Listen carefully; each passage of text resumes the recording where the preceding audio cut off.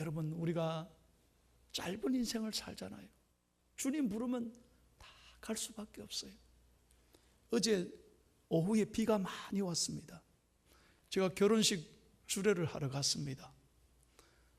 그런데 우리 집사님이 따님을 이렇게 시집을 보내는데 아주 나는 감동적인 혼주 인사를 들었어요. 그 집사님 나와서 인사하시라니까 적어왔어요. 그래, 내빈에게 다 인사를 한 다음에 마지막으로 뭘 얘기하느냐? 사랑하는 딸아, 애비가 마지막으로 부탁한다. 그러면서 눈물을 흘리는 거예요. 야, 애비로서 마지막 부탁한다. 딸아, 고맙다. 잘 커져서 고맙다. 이제 사랑하는 사람을 만났으니 부디 행복하기를 바란다. 행복하기를 바란다. 그러고 우시는 거요. 아이고, 주례인 제가요 얼마나 코끝이 찡한지 멀리 있는 딸이 생각나는 거. 아이고, 나도 딸이 그러면 딸도 울고 사위도 울고 다 우는 거요. 그래, 여러분, 어제 그래서 감동의 눈물의 결혼식을 제가 그렇게 혼자 그래 우는 걸 처음 봤어. 그걸 보면서 돌아오는 길에 깨달았습니다. 그래, 애비의 마음이 그거예요. 잘 살아주는 것, 행복한 것. 여러분, 하나님의 마음이 어디 있겠어요? 하나님의 마음이 딴 데 있는 게 아니에요. 우리 하나님의 아들, 딸들이, 자녀들이, 저와 여러분들이 이 땅에 살면서 행복하기를 원하시는 거예요. 믿으시면 아멘. 그래서 오늘 본문 말씀에 예수님이 산상수훈을 통해서 제자들에게, 오늘 저와 여러분에게 어떻게 하면 이 땅에 더 아름다운 내일을 위하여, 행복을 위하여 어떻게 살아갈 것인가, 중요한 원칙 3가지를 말씀해 주셨습니다. 오늘 저는 여러분에게 이 3가지 원칙을 말씀드릴 테니까 잘 아는 말씀인데 귀로 듣지 말고 마음에 꼭 새기고 이 말씀대로 실천하고 살아가기를 축복합니다. 축복합니다. 첫 번째 원칙을 다 같이 읽겠습니다. 시작.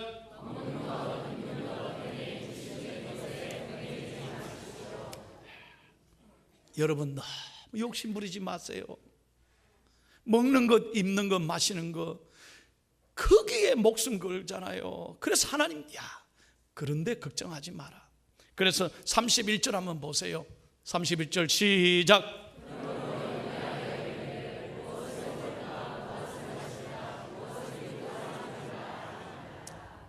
여러분, 우리가요 부자도 5개 안 먹습니다. 똑같이 3끼 먹습니다. 가난해도 3끼 먹습니다. 요즘 돈 있는 사람은 3끼 다 안 먹는다 그래요. 살찐다고. 오히려 돈 있는 사람이 적게 먹습니다. 먹는 게 뭐 그래 목숨을 겁니까? 예? 감사가 없고 욕심을 너무 부리는 거예요. 욕심을. 내가 얘기했잖아요. 예?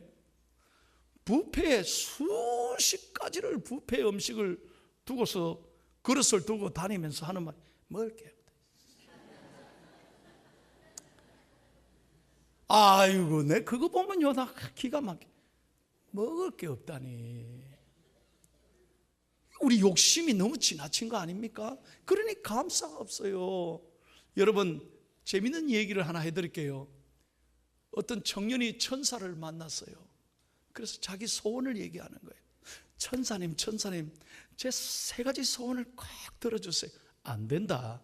소원 1가지만 얘기해라. 아닙니다. 꼭 3가지 다 들어주셔야 돼요. 그럼 일단은 들어보자. 뭔데? 첫 번째, 저에게 돈 좀 주십시오. 돈. 전 돈을 갖기를 원합니다. 2번째, 아주 예쁜 여자가 있으면 좋겠습니다. 3번째는 돈 있고 여자 있으면 그거면 안 되니까 저랑 결혼하게 해주세요. 그래 행복할 거 아닙니까? 결혼한. 그래 알았다. 근데 안 돼. 1가지만 얘기해. 1가지만 들어줄게요. 이 청년이 머리를 굴리는 거예요. 다 갖고 싶은데 어떻게 1가지로 줄이느냐 하다가 천사가 빨리 알아듣지 못해 빨리 얘기를 해버려. 이걸 한꺼번에 돈 여자 결혼.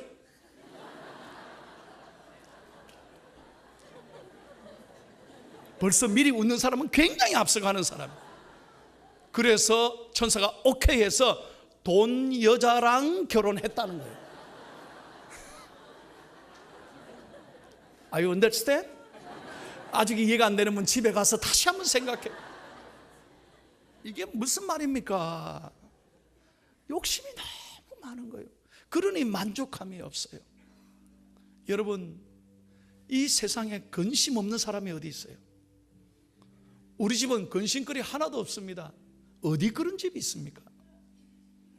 그래서 찬송가 486장에 보면 이 세상에 근심이 쌓였다는 거예요. 이 세상에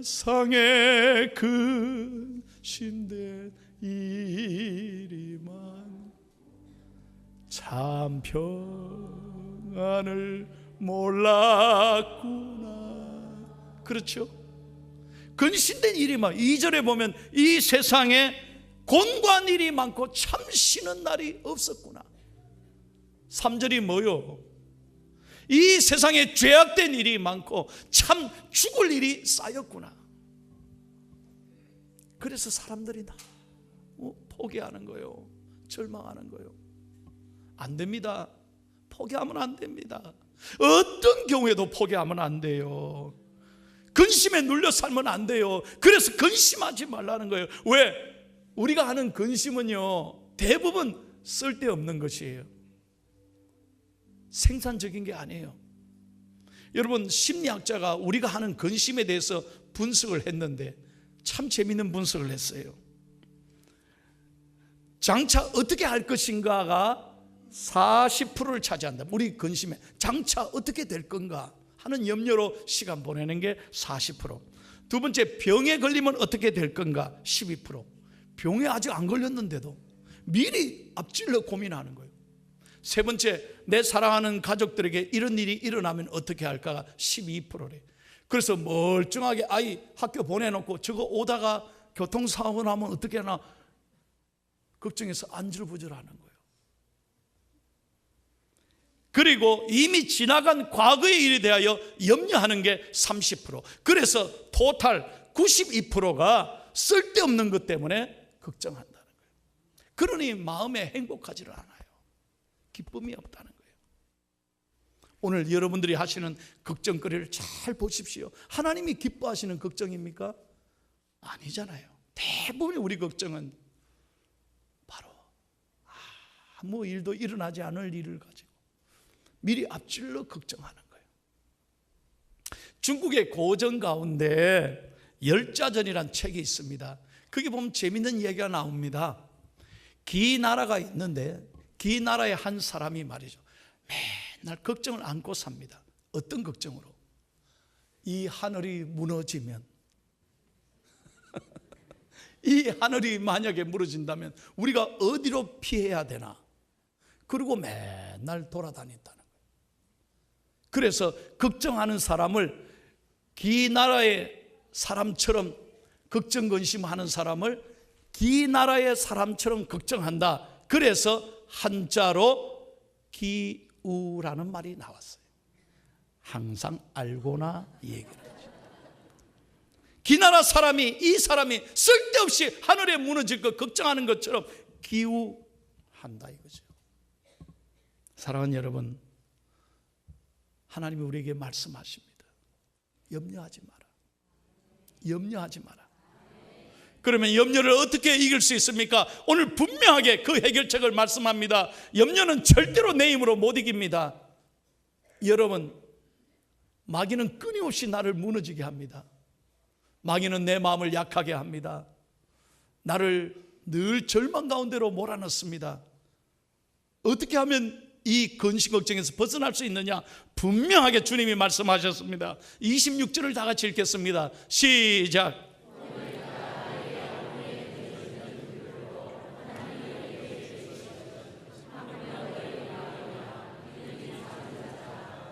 아멘. 여러분, 염려를 늘 거기에 매어 달리면, 염려적인 상황만 쳐다보면 절대로 염려를 못 이기는 거예요. 오늘 하나님이 분명하게 말씀하십니다. 눈을 들어 하나님을 바라보라는 것입니다. 하나님의 주권을 신뢰하라는 것입니다. 절대로 상황에 얽매이지 말고 너의 눈을 들어 하나님을 바라보라. 공중에 나는 새를 보라. 저들도 하나님이 돌보시고, 여러분 이 하루밖에 못 사는 들에 핀 꽃들도 하나님이 다 돌보시고 입히시는데 하물며 너희일까 보냐. 믿으시면 아멘. 하나님의 주권을 신뢰하라. 하나님이 반드시 우리를 보고 계시고 하나님이 내 삶을 이끌어 가실 줄로 믿고 믿음으로 염려를 이기며 살아라, 이 말이에요. 이렇게 설교하고 아멘 했는데도 돌아가면서 또 계단 내려가면서 걱정한다니까. 아이고 죽겠다, 힘들다, 이게 아니에요. 내가 오늘 일부 예배에 보니까요, 다 마치고 인사하는데 우리 교인들이 얼굴이 확 달라졌어. 목사님 저 염려 안 합니다. 얼마나 감사한지 몰라요. 그렇습니다. 오늘 예배 마치고 갈 때는 염려 끝, 기쁨 시작이길 바랍니다. 제가 얼마 전에 목욕탕에 갔습니다. 여러분 저도 목욕탕에 갑니다. 어느 목욕탕이라고 묻지 말아요. 그래서 옷을 벗으려고 문을 딱 여는데 늘 보는 글귀가 그날따라 제 마음을 꽉 치는 거예요. 뭐라고 쓰였는지 아세요? 한번 다 같이 읽어봐요. 읽어보라니까. 시작.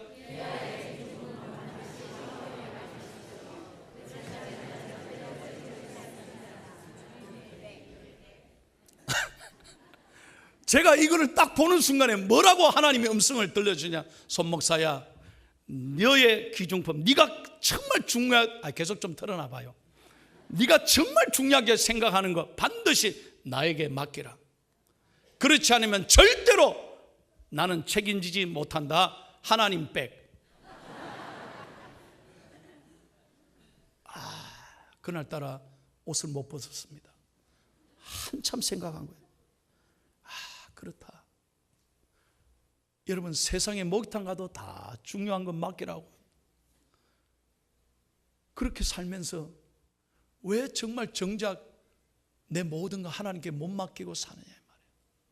그러니 내 마음에 기쁨이 없어, 감사가 없어, 만족감이 없어. 여러분의 건강 우리가 지킬 수 있습니까? 자녀들 내가 지킬 수 있습니까? 내 인생을 내가 지킬 수 있습니까? 아닙니다. 모든 것의 주인이신 하나님께 맡기고 살아가기를 바랍니다. 살아가기를 바랍니다. 요한복음 14장 1절을 다 같이 크게 믿음으로 읽습니다. 시작. 너희는 마음에 근심하지 말라. 하나님을 믿으니 또 나를 믿으라. 할렐루야. 아멘. 두 번째 원리입니다. 2번을 다 같이 읽을게요. 시작. 내일의 문제, 장래의 문제로 고민하지 마십시오. 자, 34절을 다 같이 읽습니다. 시작. 그러므로 내일을 위하여 염려하지 말라. 내일은 내일이 염려할 것이요 한날의 괴로움은 그날로 족하니라. 아멘. 하나님이 우리에게 말씀하는 거예요. 내일은 내 것이 아니에요. 착각하지 마세요. 내 것이 아닌데 왜 걱정합니까? 여러분 그게 어리석은 거예요. 내일이 내 것입니까? 오늘을 주시는 게 내 것이에요. 그래서 이 오늘의 것이 감사하고 기적이에요. 오늘을 그래서 소중하게 여겨야 돼. 내일은요, 하나님 오늘 부르시면 끝이야. 끝이라니까. 아무것도 아니라니까. 그런데 우리가 생각해 보세요. 우리에게 이렇게 하나님의 자녀가 되게 하시고 오늘 죽어도 천국 가는 이 영생의 축복을 주신 것 얼마나 감사합니까? 할렐루야. 할렐루야. 그러니 어떤 어려움이 와도 감사하고 지내야 되는 거예요. 어떤 남자 집사님이 병에 걸려서 정말 두려움에 꼼짝 못하는 거예요. 식사도 안 하고 잠도 못 자고, 그리고 교회를 잘 나오는데 교회도 못 나오시고 너무너무 좌절하는 거예요. 그래서 부인 집사님이 목사님께 찾아가서, 목사님 우리 남편 믿음을 위해서 한 번만 신방해 주세요. 그래서 목사님이 찾아갔대요. 가만 보니까 진짜 이 남편 집사님이 믿음이 다 떨어진 거예요. 두려워서 죽을까 봐 어쩔 줄 몰라요. 그래서 요한복음 5장 24절을 읽겠습니다 하고 찾아서 펴라고 그러고 목사님이 읽었대요. 여러분 요한복음 5장 24절 영상에 보고 한번 다 같이 읽을게요. 시작. 내가 진실로 진실로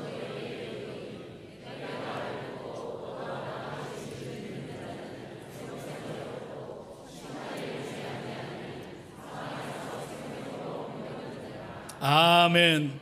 이 말씀이죠. 그런데 목사님이 이 말씀을 이렇게 읽었답니다. 내가 진실로 진실로 너희에게 이르노니 내 말을 듣고 또 나 보내신 이를 믿는 자는 영생을 얻을런지 못 얻을런지 모르고 심판에 이를런지 못 이룰지 모르고 사망에서 생명으로 옮길런지 안 옮기지. 이렇게 읽으니까 이분이 화가 나. 목사님, 성경을 왜 그렇게 읽습니까? 이분이 힘내가지고 목사님이 그래 읽으면 됩니까? 성경대로 읽으세요. 목사님 딱 잡은 거예요. 잘 됐다 싶어. 집사님 지금 뭐라 그랬어요? 성경대로 읽어라. 좋은 말씀. 내가 집사님 때문에 그래 읽었어. 집사님 모습을 보니까 성경 말씀 하나도 안 믿는구만. 말씀 믿으면 왜 그렇게 두려워해? 집사님 뭐가 그래 걱정이야? 죽으면 죽으리라 하고 죽어도 오늘 천국 가는데 뭐가 걱정이야? 그러니까 그분이 그날 깨달음을 얻고 그 자리에서 회개하고 믿음 없는 자신의 모습을 회개하고 목사님께 안수기도 받았는데 어떻게 됐게요? 믿음대로 될지어다. 여러분 참 놀라운 일이에요.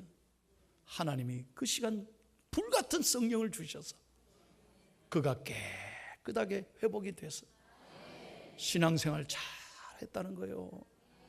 여러분 꼭 믿음으로 승리하기를 바랍니다. 절대로 자기 자신에게 지면 안 돼요. 병에게 지면 안 돼요. 상황에 지면 안 돼요.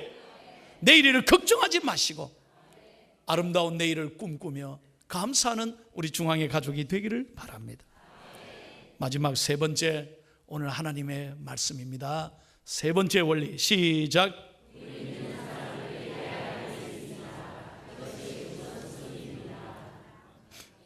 여러분 아름다운 내일을 꿈꾸며 사는 사람은요 해야 될 일이 있습니다. 그게 뭐냐? 자기 자신의 욕심이나 자기를 위한 게 아니에요. 우선순위가 있어요. 33절을 같이 봅니다. 시작. 그런즉 너희는 먼저 그의 나라와 그의 의를 구하라. 그리하면 이 모든 것을 너희에게 더하시리라. 아멘. 다시 한번 은혜가 되시면 아멘. 우리가 이 말씀을 잘 알지만 우리 그리스도인들이 어떻게 삽니까? 대단히 죄송하지만 우리밖에 몰라. 여전히 교회 나오면서 이 은혜를 받았고 이렇게 하나님이 사랑해 주시는데도 불구하고 오늘 내 것, 내 먹을 것, 입을 것, 마실 것, 돈, 내 자녀, 내 가족밖에 모른다니까. 그게 아니에요. 하나님이 원하는 게 그게 아니에요. 하나님의 나라, 하나님의 뜻, 이 땅에 살면서 보다 더 가난하고 불쌍하고 어려운 사람을 돌보며 내가 그들을 위하여 사랑을 나눌 때 거기에 천국이 임하고 바로 그것이 교회가 할 일이고 저와 여러분에게 주신 사명인 줄로 믿습니다. 저는 늘 두렵습니다. 이 다음에 예수님을 만나면 우리 뭐라 말할까? 그때에는 부끄러움 없어야지. 부끄러움이 없어야 되죠. 좀 더 사랑할 걸, 좀 더 나눠줄 걸, 내가 좋은 일을 할 걸. 여러분 후회하면 안 된다는 거죠. 지난 8월 29일 날 대한민국 신문 일면에 다 보면 아주 대한민국을 감동시킨 한 스토리가 소개되고 있습니다. 무슨 얘기냐? 서울대학교 졸업식에, 후기 졸업식에 한 축사로 오신 분이 선배입니다. 축사의 내용이 대한민국 전체에 아주 감동을 줬습니다. 여러분 서울대학 졸업식입니다. 대한민국 최고의 엘리트들입니다. 그 엘리트들에게 이분이 뭐라고 말씀했냐? 여러분 너무 좋은 직장 찾으려고 하지 마십시오. 왜냐? 여러분들이 생각하는 좋은 직장은 경쟁이 치열하고 수직 관계가 너무 심해서 여러분 자신의 존재감을 찾기가 힘듭니다. 그리고 이 사회가 조금 더 실수는 포용하지 않고 서로 짓밟으려고 하는 경쟁 사회에서 여러분 그 직장 그거 아무것도 아닙니다. 돈 아무것도 아닙니다. 여러분들이 정말 자신의 존재감을 느끼며 여러분들이 하는 일에 보람을 느끼고 이웃에게 뭔가 사랑을 놔주는 그런 소중한 직장을 찾아서 여러분들이 의미 있는 삶을 살아가기를 바랍니다. 이 축사한 거예요. 여러분 이분이 누구냐? 바로 문둥이, 옛날에 문둥이라 그랬죠. 한생병. 그들을 위해 평생 헌신한 애양병원 명예원장님이십니다. 30년 전에는 이 전문의가 되려면 말입니다, 반드시 어려운 곳에 가서 6개월간 근무하는 규정이 있었답니다. 그래서 자기가 여수 애양원의 소록도를 찾아갔대요. 6개월간 그렇게 봉사하고 이제 전문의가 되려고. 이 6개월을 마치면 자기는 서울대학 교수로 가는 것입니다. 좋은 자리가 보장되어 있는 것입니다. 그런데 6개월간 그 어려운 병원에 가면서 선교사님을 만납니다. 그곳에서 그들을 닦아주고 치료하고 돌보는 선교사님을 보면서 큰 감동을 받습니다. 돈이 없는 환자들 오면요, 빨리 도망치라고, 빨리 가라고, 수술 다 해준 다음에 빨리 가라고. 그런 모습을 보면서 인생이 뭔가를 깨닫는 거예요. 6개월 뒤에 자기가 떠나려고 하니까 모든 병원의 환자들, 직원들이 전부 다 플랜카드를 쓰고 전부 다 글을 쓰면서 김인권 선생님 떠나지 마십시오. 붙드는 거예요. 소위 말하면 좋은 자리가 보장되어 있었는데 그는 거기서 포기하고 평생을 지금까지 섬기고 있는 거예요. 내가 아니더라도 얼마든지 사람을 구할 수 있는 곳보다는 나를 꼭 필요로 하는 곳에서 버림받고 소외당한 한센병 환자들을 나는 영원히 돌아보며 살겠다. 이 김 원장님은 모태신앙입니다. 예수 믿는 분입니다. 부모님으로부터 예수를 잘 유산으로 받고 믿음으로 살고 있습니다. 그는 순천제일교회 은퇴 장로님이십니다. 그는 지금도 교회 가시면 중등부 선생님을 하면서 어린아이들에게 가르치고 돌보고 있답니다. 여러분 생각해 보세요. 병원 원장님이 어린아이들을 가르치, 그러면서 웃으면서 아이들에게 배울 게 참 많습니다. 그러면서 겸손하게 웃으시더라고요. 사랑하는 여러분, 우리는 너무 자기밖에 몰라요. 성공을 위하여 다른 박질칩니다. 인생이 아무것도 아닙니다. 오늘 그의 나라와 그의 의를 구하라. 여러분 추석 맞으면서 이 땅에 병들고 가난하고 어려운 사람을 생각하며 그들을 위해 기도하고 사랑을 나누는 의미 있는 이 중추절이 되기를 바랍니다.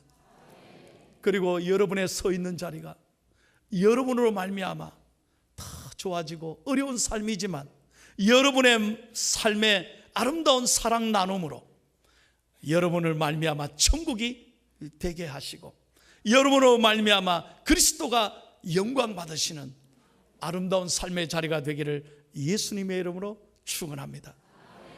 그런 우리 소중한 중앙의 가족들 한 분 한 분 되시기를 존귀하신 예수 그리스도 이름으로 축복합니다.